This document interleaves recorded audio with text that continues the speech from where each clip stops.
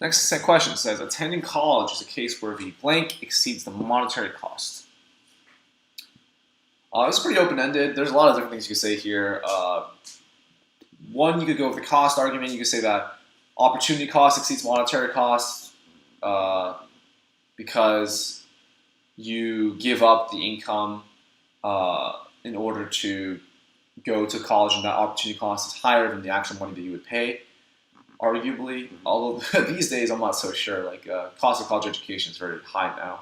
The other way you can go is where the benefits exceed the monetary costs. The future monetary benefits exceed the monetary costs. Most people would argue that getting a college education sets you up for a more profitable career, and therefore you will earn back all the money that you spent on it plus additional benefits. And so that's either of those are going to be okay. Let's take a look at what the previous tutor said. So the previous tutor said opportunity costs, and they said that the monetary cost of attending college includes the college expenses as well as the cost of sustenance for the duration of the degree.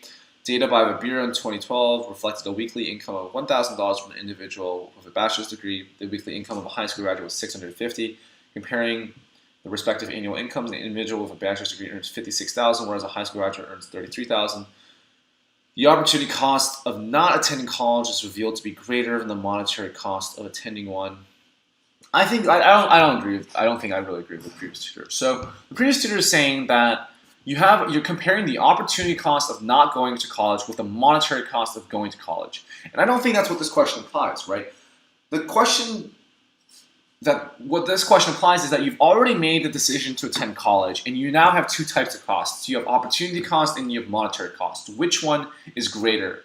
In that sense, that makes sense. What the previous tutor has done is they're comparing a situation where they have not decided to attend college and the opportunity cost of that decision to a monetary cost of attending college without talking about the opportunity cost of attending college. And I think that's not what this question is talking about, because we're already under the assumption that you're attending college. So the previous tutor may have misinterpreted the question. The question seems to imply that the decision to attend college has already been made. In that sense, it would be